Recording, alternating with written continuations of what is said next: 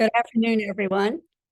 I'm Dee Dee Petri, President and CEO of the Olmsted Network, and we are delighted to be hosting this special program marking the 125th anniversary of our partner and friend, American Society of Landscape Architects.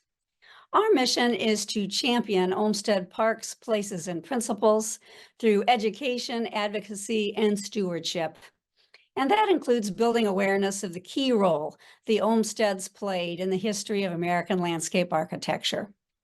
It was none other than Frederick Law Olmsted who threw down the gauntlet, rejecting the term landscape gardener and embracing the term landscape architect, a title designed to give new force and meaning to work in the built environment.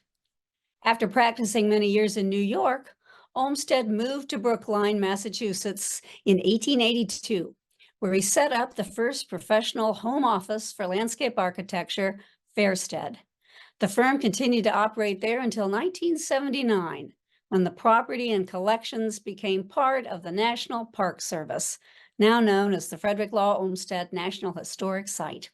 There, the Olmsteds established practices which remain in place today: before and after drawings, comprehensive condition reports, 3D models, published instructions for draftsmen, as well as a record-keeping system that allowed the firm to manage hundreds of projects across the country while maintaining an extraordinary standard of excellence.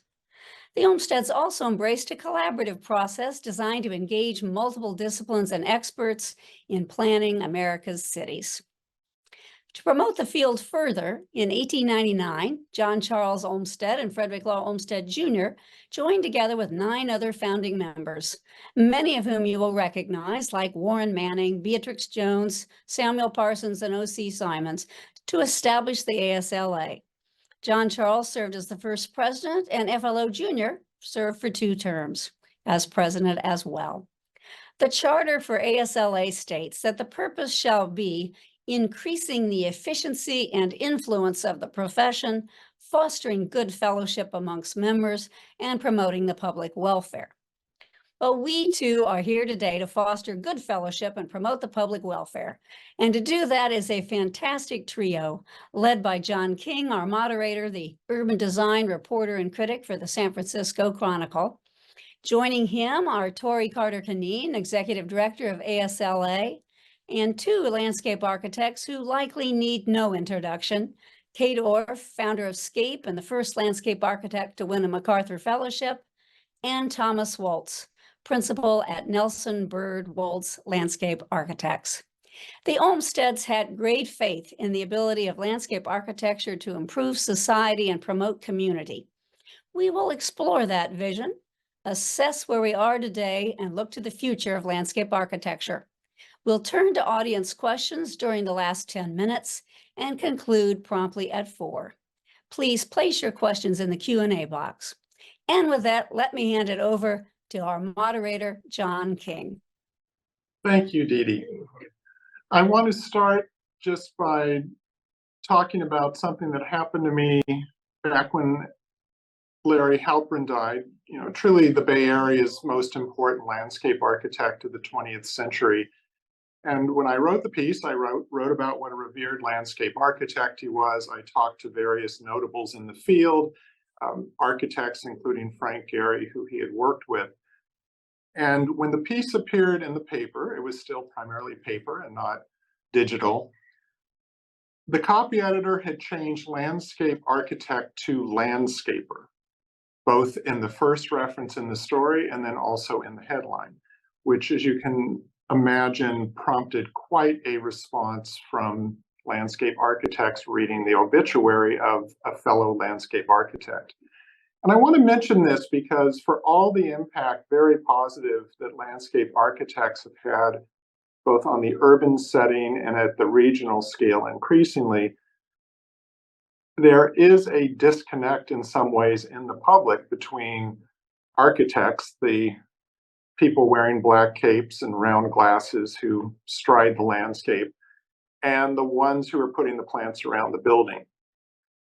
So what we want to do today is, drawing on Olmsted's legacy, really look into what is the role of the landscape architect today and how do we define and broaden and connect with people about the role that you all play.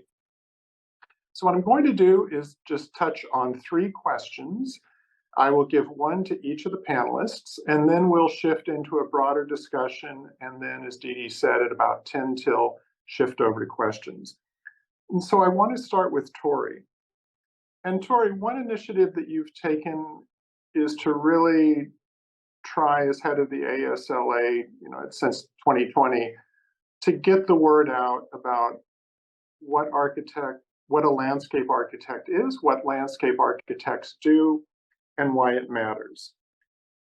And so the question for you is to kind of double back. Why is this a mystery to so many people? Why is there a kind of public disconnect in a lot of ways? And what difference does it make? Wow. So thank you. Thanks, John. And thank you, Dee Dee. This is a really, really exciting conversation. And, that is a question, John, that we talk a lot about, both at ASLA and as I visit firms. And oddly enough, interestingly enough, when I visit landscape architecture programs with students. So it is the sort of question that has been a challenge for the profession for probably since its inception, even when Frederick Olmsted changed it to landscape architects from landscape gardeners. There's still this general misunderstanding about what the profession is. And I think, I talked to I've talked to Kate about this, I've talked to a number of people about this. I think there are many challenges, but I think one of them is when landscape architects oftentimes describe what they do, it's oftentimes in a very they use technical jargon, if you will.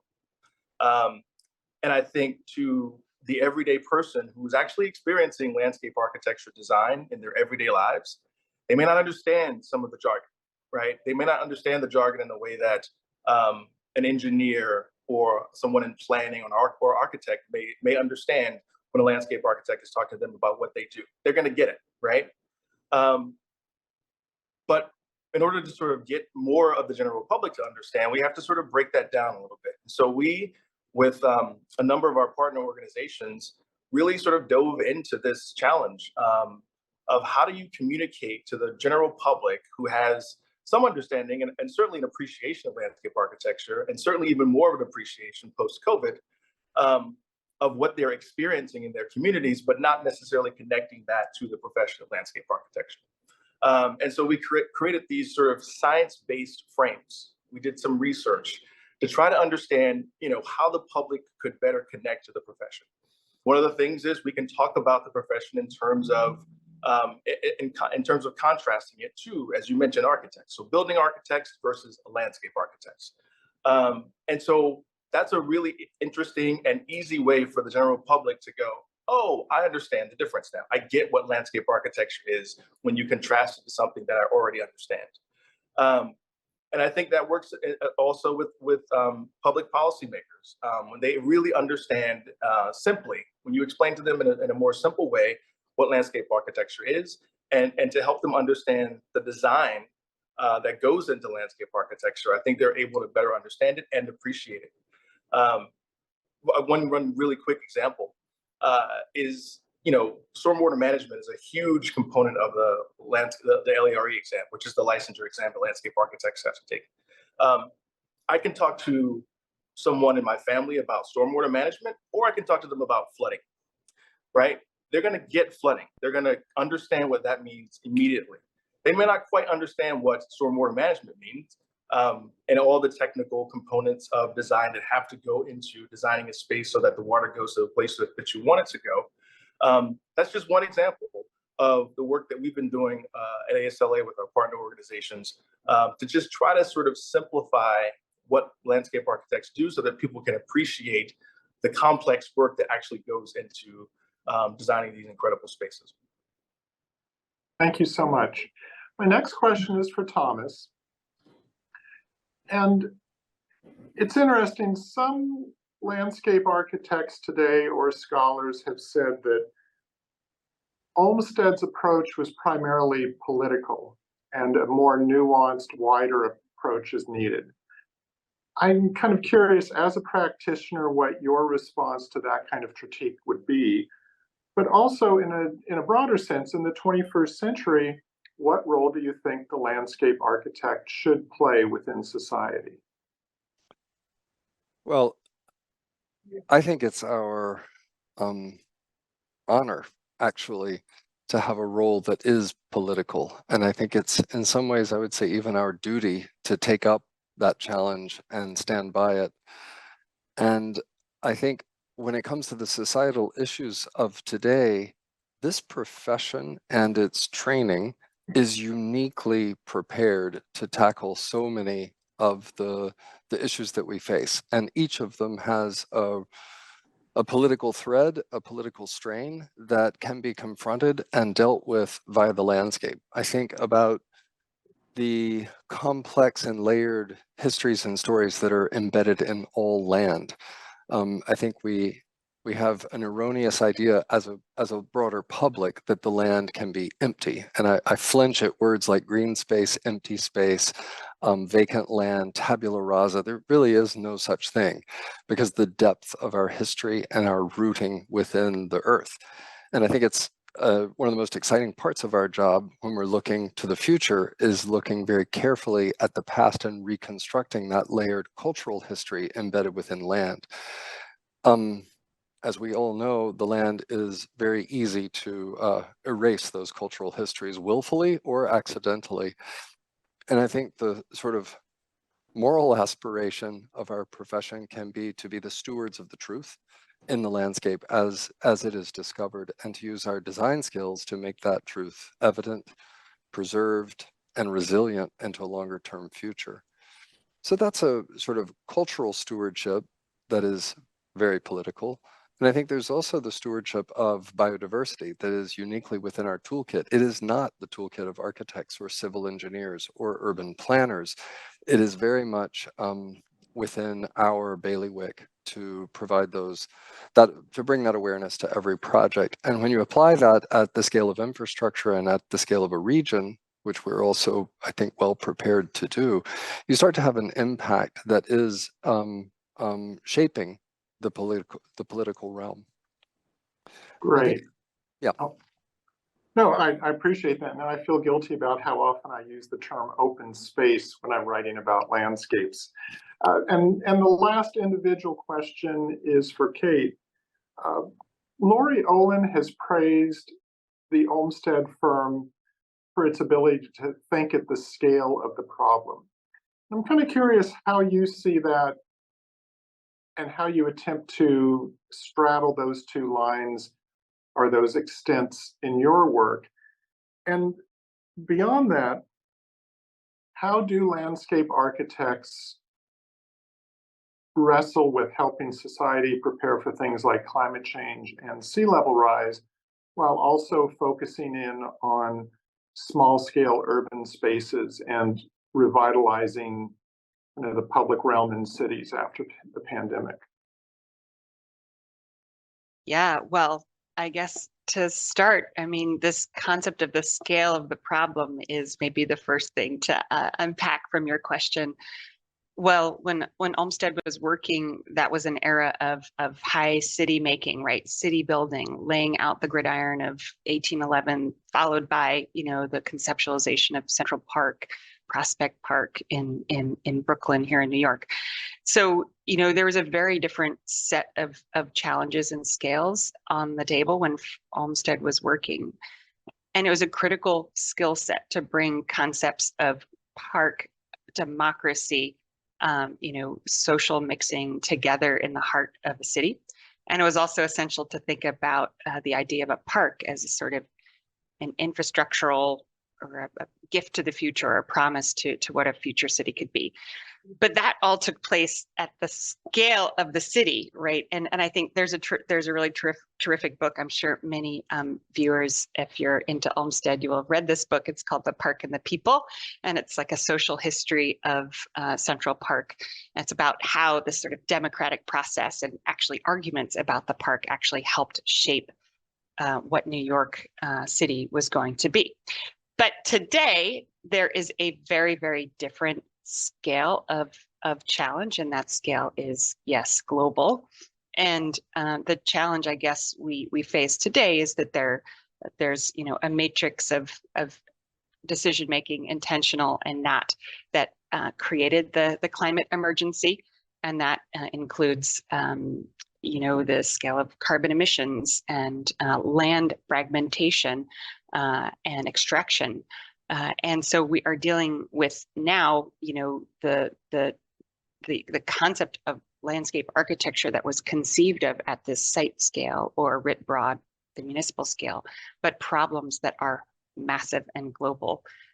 So the loss of biodiversity, sea level rise, et cetera, and the challenges you mentioned. So our challenge is now to kind of take what we know, to expand what we know, to work almost in an upstream way in a policy and decision-making context, to try to link up, the scales of landscape that can be conceptualized and implemented with the need to think more broadly. So I tend to focus on this idea of the regional scale and the region as a kind of a way to think above, a single city or a single property owner, to think about a kind of a biome or a kind of a regional ecosystem, and then work at a smaller scale to implement or conceive of and define projects that can be implemented. So some examples are, for example, here in New York City, SCAPE worked on Mayor Bloomberg's SIRR report, which is the Special Initiative for Rebuilding and Resilience. So we did the coastal protection chapter of that report, and then subsequently kind of helped define projects and now implemented a series of projects in the New York environment. So that was a kind of a regional thought with a implementable scale. And then similarly in New Orleans, we've been working on the Coastal Restoration Master Plan, which is, for Louisiana, the state of Louisiana, looking at one of the biggest and most intractable challenges, landscape challenges in the United States today, which is the land loss in the lower Mississippi along the Gulf Coast, and then also defined a series of projects out of that. So that's the best I can give you, John, which is, we do have to not lose what we know, but we have to also stretch into both a regional scale and down to this sort of implementation scale. Because if we are not able to do that, I'm not sure who else is. And that now, thank you very much. Now I want to kind of step up to a conversation among the three of you, and I want to build a little bit on what Kate said, because as someone who's been writing about the design world pretty closely for the last 20 years or so, I've seen a definite improvement and rise in stature of the role that people within the planning world feel that landscape architecture can play and landscape architects can play. But I do still see a reluctance getting to regional scale issues of bringing in landscape architects as something, as players shaping the discussion rather than making the results of the discussion look good.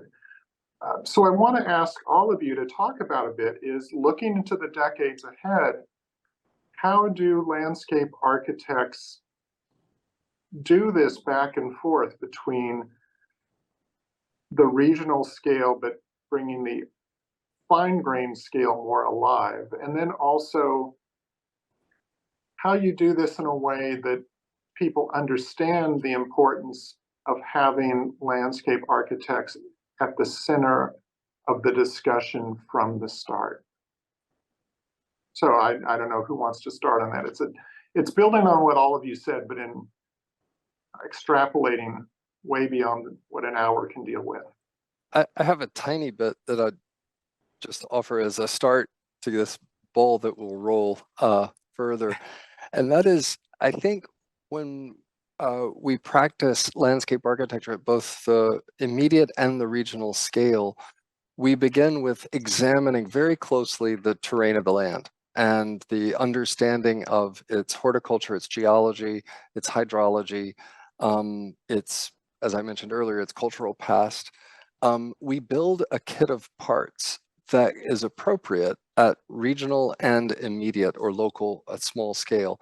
And I think that kit of parts allows a sense of placefulness and belonging for the people from that place. And that builds the next generation of stewardship. And I think that's one of the aspects of something that landscape architects bring, that, for example, a civil engineer, if the numbers work and the storm intensity of that region is correct, then they've done their job. Whereas for us, it's like, what is this place made of? How does it operate? Who lives here? And we get right to the specificity, whether it's tiny scale or very big scale. And I think that's one aspect of what we can do that is quite powerful and unique amongst the allied professions. Well, John, you mentioned planners. I'm happy to attack planners and engineers if given the opportunity. I be thrilled to do that. But I mean, not to be silly, but like actually in some ways the aspatial notion of planning has created many of the challenges that we are, you're asking landscape architects to sort of take the reins. I mean, we're actually in this sort of, CPR mode and repair mode of some of the decisions that have been made in the last 50 years.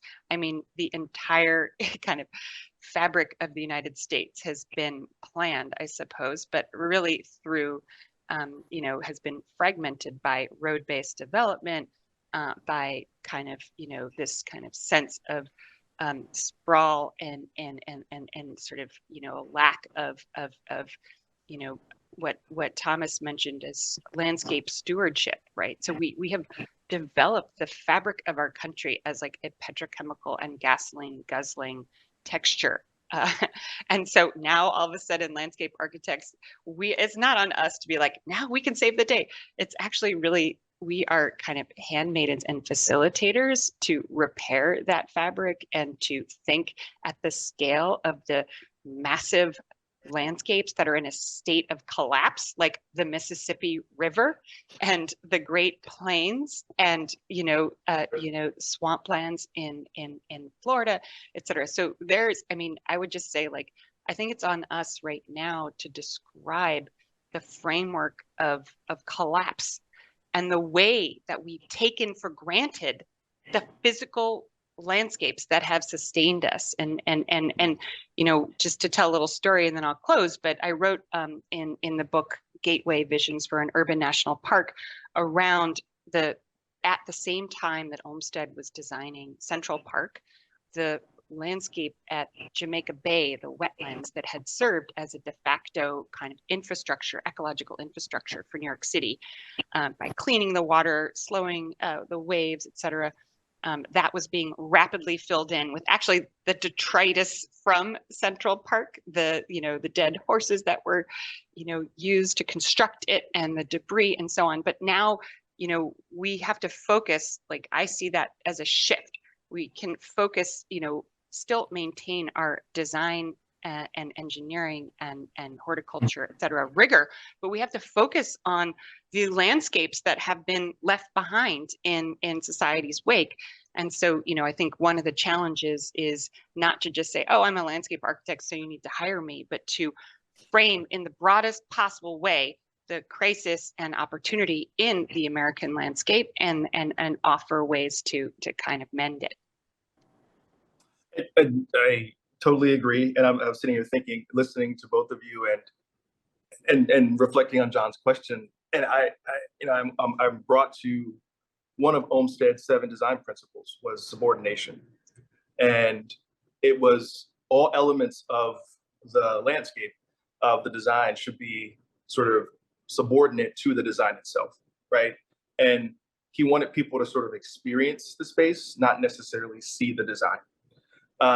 And that's kind of, we almost have to flip that a little bit, right? We want people to actually see the intentionality of the design that landscape architects have created. And because that's when they start to appreciate landscape architects. That's when public policymakers start to appreciate landscape architects, and landscape architects are primes on jobs more often than they are subs. But to Kate's point, that means that we have to talk about the challenge differently. I think we have to be a little bolder, frankly. We have to sort of put ourselves out front a little bit more. One of the things that I often hear from landscape architects that I laugh at is some of them describe themselves as shade-loving species. And that just can't be the case anymore, right? We have to be out front, get in the sun, and say, we're the ones who can actually solve these problems, and here's how we can do it. And there are many examples that both of these amazing landscape architects and many others can point to in communities at all scales of them doing that. And it's interesting to continue this, but then shift on, is that you look at Olmsted, and I think to the extent the general public knows him, we think of things like Central Park, kind of the specific, or the keys in the Emerald Necklace in Boston and all. But in California, and in the nation, he had a major impact of spelling out very succinctly, but at book length, the need to preserve Yosemite Valley. And that was a case of taking really the landscape architect who had shown the ability at the local scale to craft a truly public landscape, and then say, we need to think at a much larger scale beyond the place we're in. So I think it's so interesting, and it's such a challenge that one of the real potentials for landscape architects and landscape architecture is to both spell out the broader issues like Kate's talking about, but also do the local designs that explain to people why it's such a priority.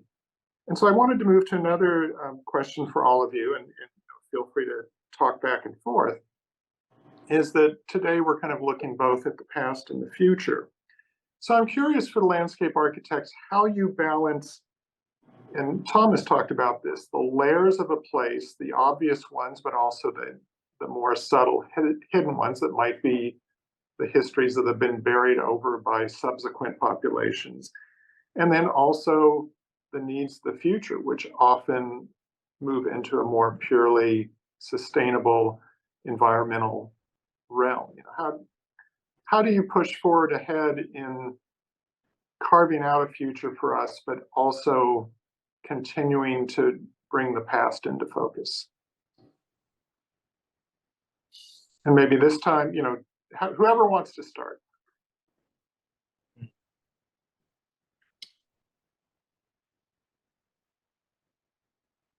Thomas, do you want to start? I mean, I'm happy to. No small questions. I'm happy to. I would just say it's, again, it's maybe a slight repetition of what I said earlier about building a kit of parts unique to that site. And that kit of parts includes its history. It includes the layered stories. The kit of parts is not necessarily physical attributes only of materials or plants or geology or what stones you might use so that it feels like it belongs to that place. But it's also the long lineage of the cultural history, the histories of the indigenous people, of slavery, of the Industrial Revolution, of colonial America. There's so many interesting, fascinating histories that actually form a kind of philosophical kit of parts, all of which, through creative design, can be transformed to hold the issues that we need to deal with today, like stormwater management, loss of biodiversity, climate resilience. Those things can be fitted into the framework of an ecological and cultural infrastructure that is identified through a research-driven process. So I think it's one of the most exciting things we get to do is understand the precise story of land and then transform that to be the vessel for holding a more sustainable and resilient future. I mean, I was just going to add, so Scape just completed work on a 30-acre park in Memphis, Tennessee called Tom Lee Park. And that, John, was this challenge of how do you maintain layers of the past and respect the past and the very real, in this case, kind of social justice and struggles that are ongoing and happening. But then how do you actually create new places to come together at the river, so you can spark new interactions. And so one of the ways that we worked on that with Memphis River Parks Partnership was to basically take the namesake of the park, the story of Tom Lee, who was an African-American man who saved over 30 people from white people from drowning in the Mississippi River at great risk to his own health and safety. And then we basically kind of tried to design the entire park around this ethos of generosity of spirit and this very everyday act of heroism. And so, you know, the way that the park reaches out to different neighborhoods and kind of it's a giant sort of welcoming gesture to Memphis, and the way that it honors the legacy of Tom Lee and the artist Theaster Gates was commissioned to develop a piece in dialogue with the Tom Lee legacy, and he developed this amazing piece called Monument to Listening, which was about maintaining those difficult conversations, not suppressing them under this kind of new synthetic kind of idea.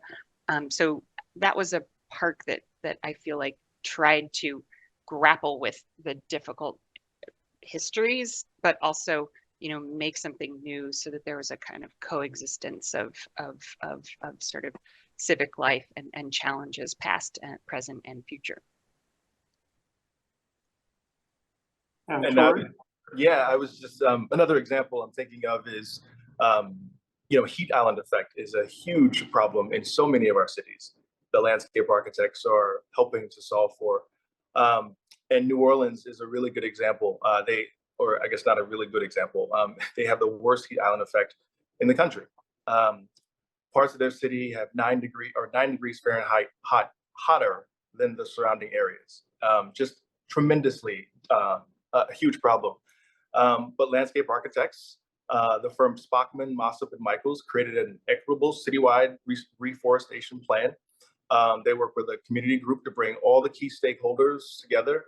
From city governments to nonprofits, homeowners, renters, businessmen, and women.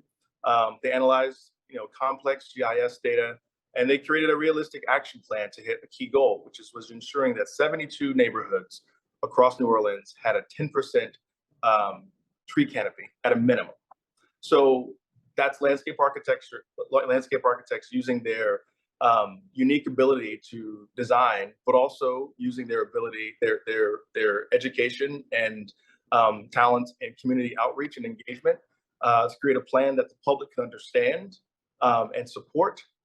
And in the end, they designed an equitable solution that actually reduced the heat island effect. So that's landscape architects working with communities to solve real problems that they can appreciate and understand. That also helps the community understand what landscape architects do.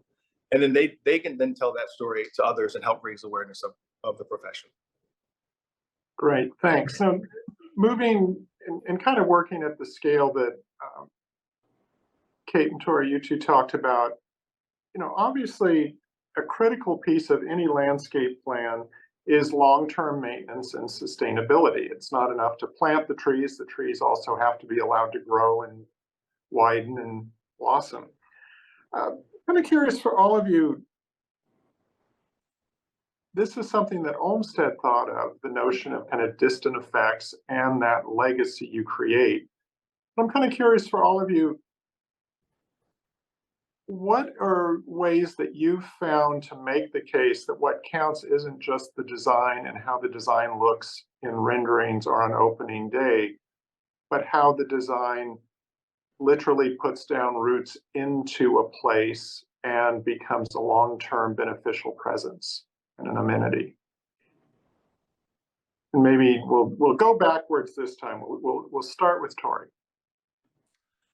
I mean, I see so many examples of this. I think the most recent example is a visit I had with the Boston's mayor's office. There they have a landscape architect who works directly for the mayor. And the whole conversation was about this very question, making sure that cities like Boston does a fantastic job of this, but being able to tell the story of what's happening in Boston, and other cities is really, really essential. And I've been beating the drum on this everywhere I go, because so much of the conversation is about engaging communities, particularly communities, underserved communities, right? And we've all seen the ribbon cutting ceremony where a new project is opened, and it's wonderful, right? As you described, John, it's great. It's beautiful, aesthetically beautiful, functioning, high functioning. And then the ribbon cutting happens, everyone goes, all the politicians go away, and you revisit that space in 5 years, and it hasn't been maintained. Part of the way we address that is obviously at the beginning. I'm sure Kate and Thomas will have some great examples of how they make sure that projects are funded for the long term.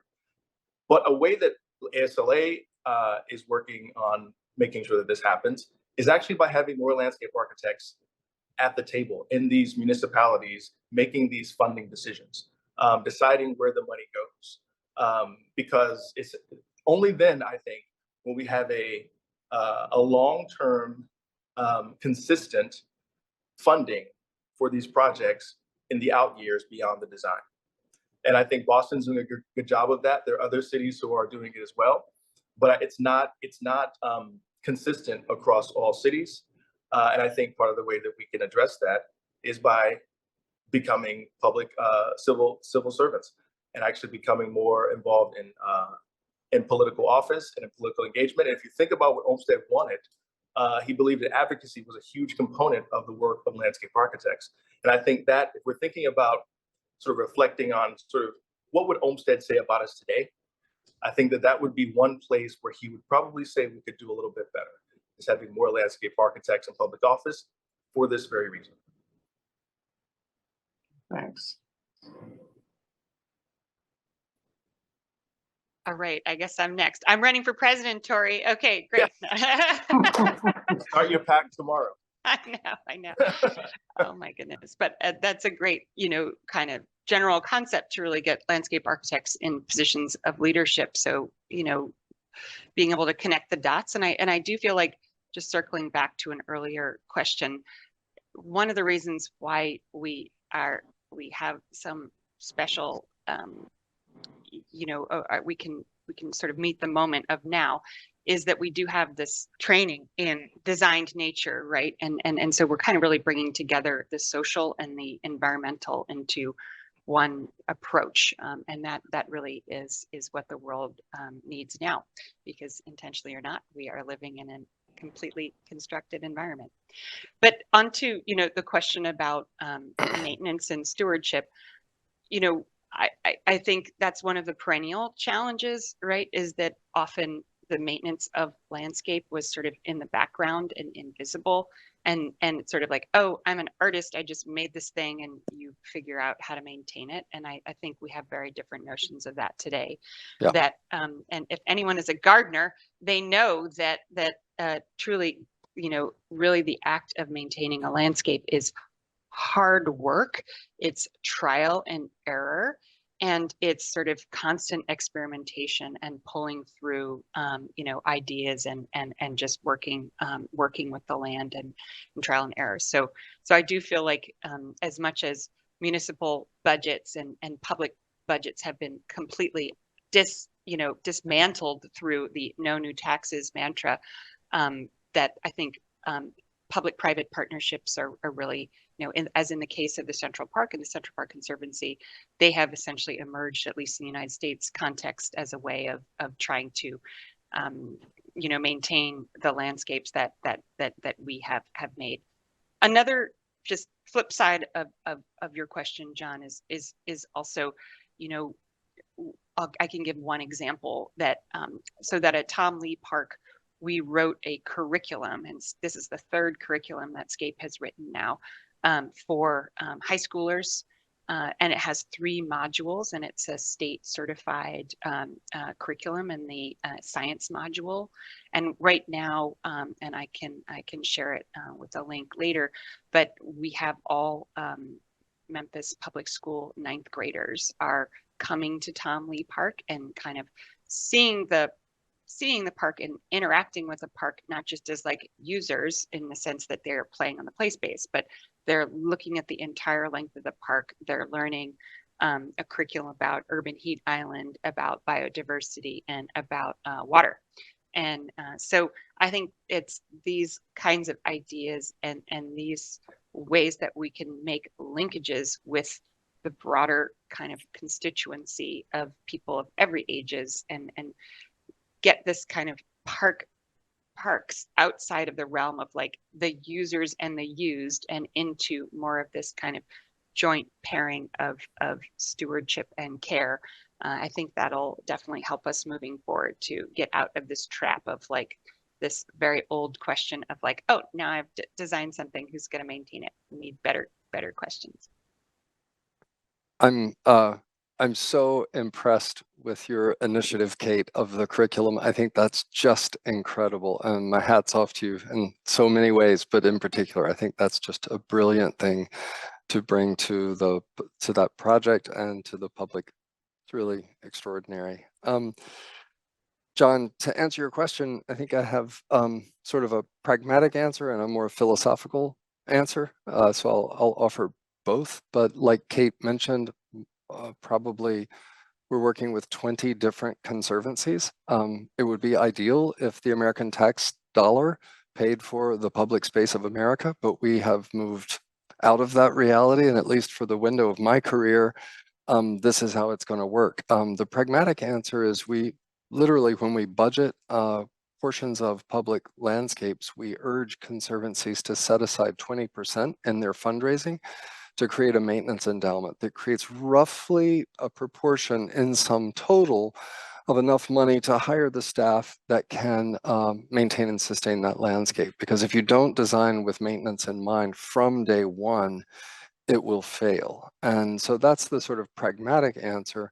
And the more philosophical answer, I think, probably finds its roots in turning 50 and realizing that I won't actually live long enough to see the major projects that are on the boards right now at Nelson Bird Woltz realize their vision, and that's just fine. And that is a freeing moment to remind ourselves and our clients and our municipalities that it is not actually about our generation. It is for our generation to set in motion these giant projects, these ambitious projects at the regional scale, at the local scale. And I had the great fortune 24 years ago to start a project in New Zealand where we were able to plant 600,000 rainforest trees to reforest 7 miles of coast on the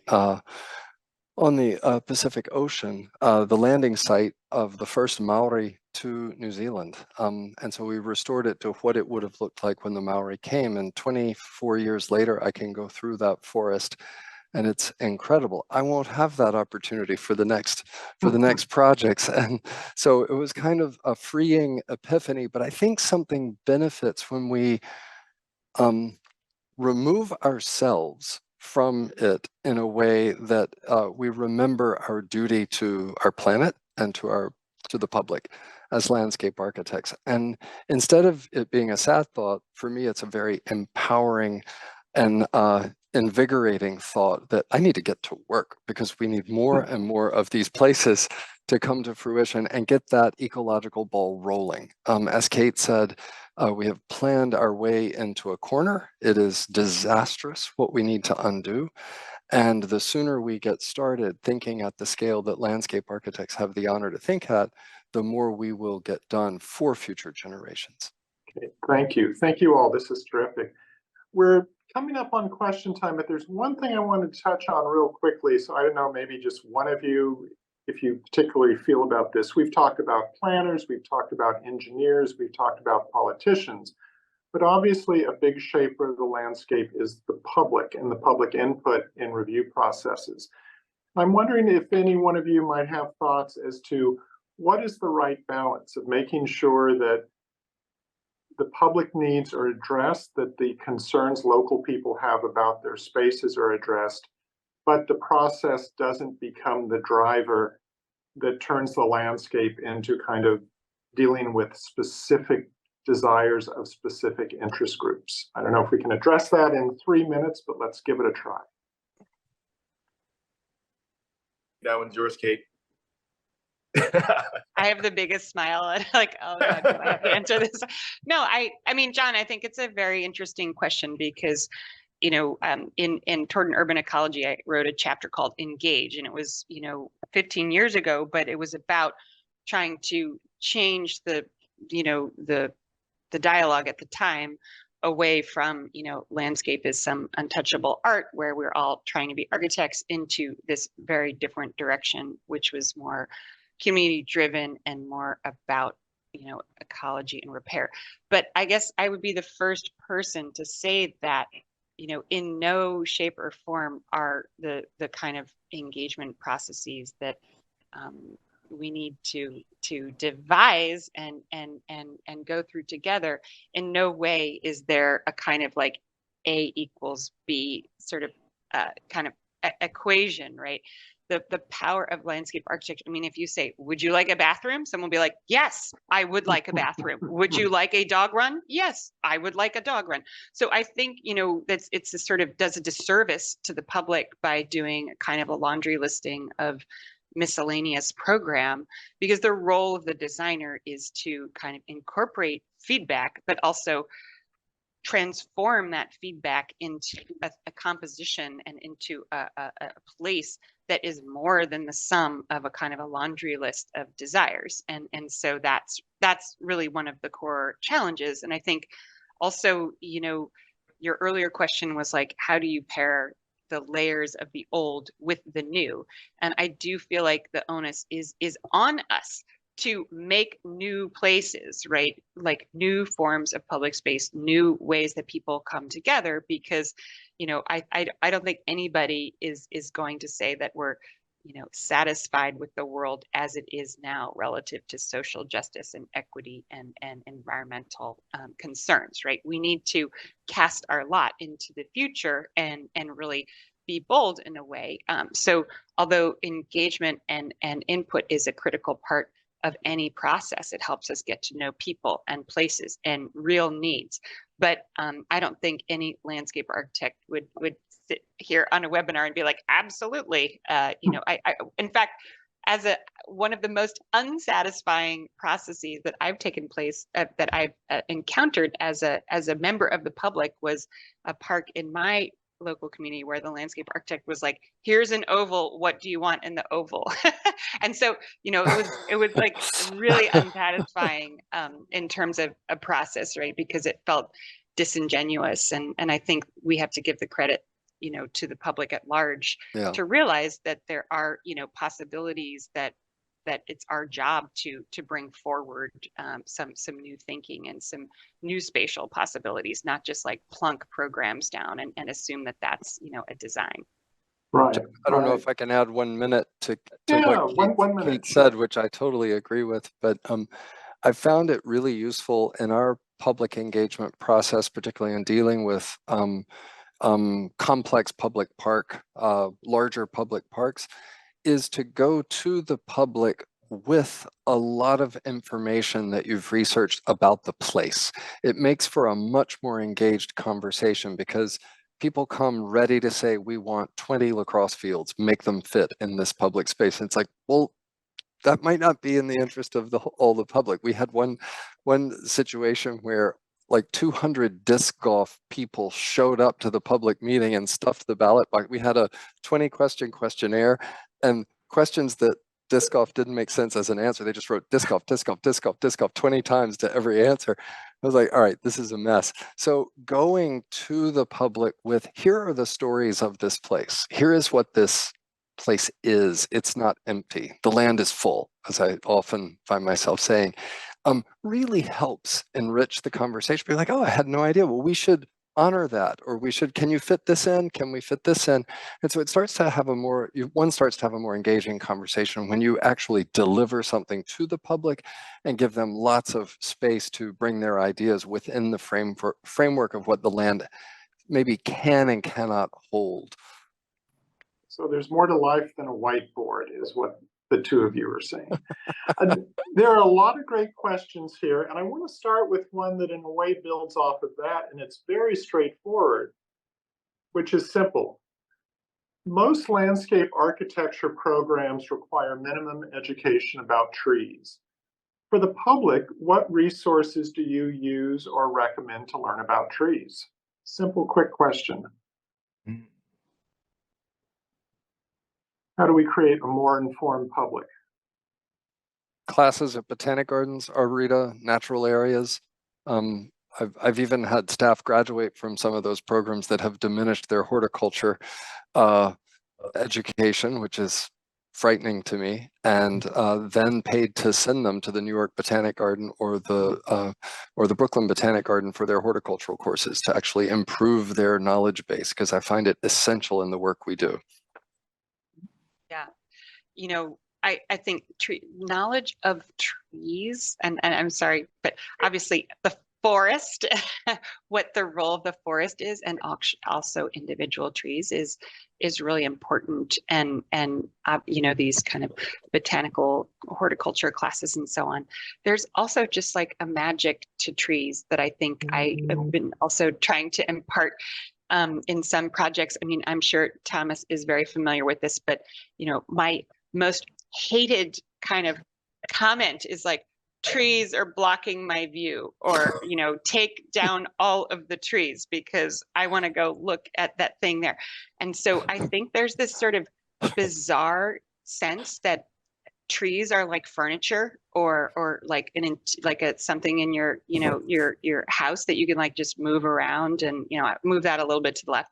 And to me, it's so unnerving, because it puts forward a kind of a view of the natural world as something that's like, you know, there to, you know, appease your dominion and your view. So I try to break that in a lot of ways. And, you know, whether it's talking about Doug Tallamy wrote this beautiful book on the nature of oaks, and it talks about, you know, how just one oak tree is sparking, you know, over 30 kinds of butterflies and feeds X number of chickadee chicks and this many caterpillars and this many, and how it's a kind of a, you know, in and of itself, a kind of a micro environment. It's like, I think we have to like just literally protest and break down this idea of like trees existing in isolation from other trees and from the soil and from the health of neighborhoods. And, you know, I really applaud the question, because it's probably one of the best things that you can do at a neighborhood level to bring about, like what Torey was talking about, some of these healthier, more, you know, kind of heat, you know, lowered urban heat communities. And even in New York, one of the responses was like, well, I don't want a tree in my front yard because it's going to block my parking spot or whatever. So, you know, just more thinking about the canopy and the urban canopy as this massive shared asset is key, versus like singling out tree X or tree Y. Right. Right. Yep, I agree. I think talking about the co-benefits of trees is important, right? I think Kate mentioned, you know, it's, yeah, this tree may block your view, but it's also going to make your air cleaner. It's going to make your neighborhood cooler. I mean, I think, unfortunately, or fortunately, however you think about this, I really think, you know, you have to meet people where they are in some of these things, and talking about it in terms, talking about trees and other elements of design in ways that people understand how it affects their day-to-day lives is one way of educating them on the importance of them.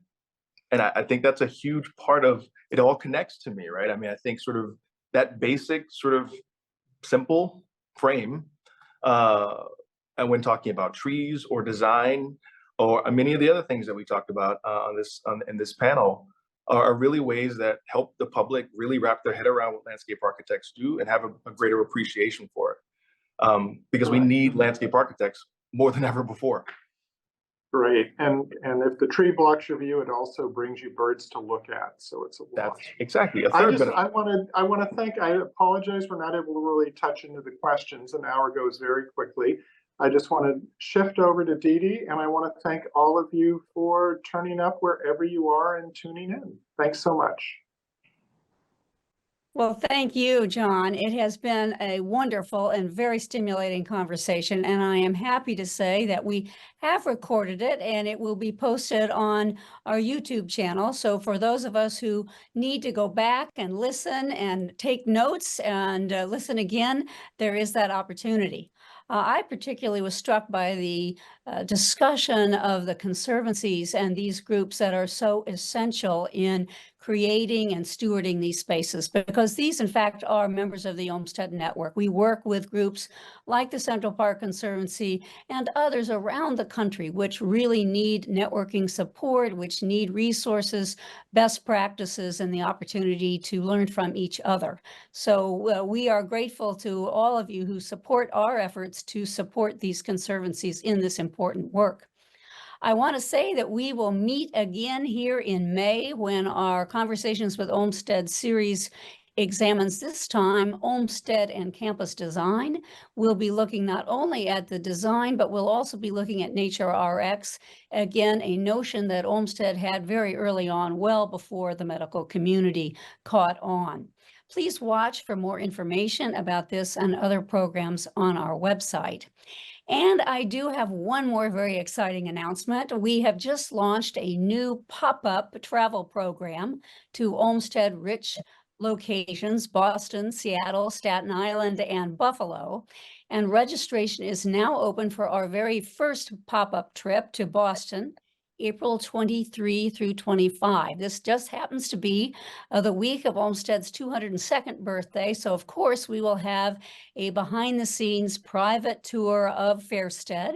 We look forward to meeting up with the Arnold Arboretum Director, Ned Friedman, and then touring the Arboretum and concluding in Franklin Park with John Kett of Reed Hildebrand, who is the lead author of the Franklin Park Master Plan. Again, a marvelous example of foresight on the part of landscape architects in dealing with these great spaces and stewardship of them. So you simply won't want to miss it. I hope you'll sign it up, but you can find more on our website, olmsted.org. And until we see you again, thank you so much for joining us today. Good afternoon.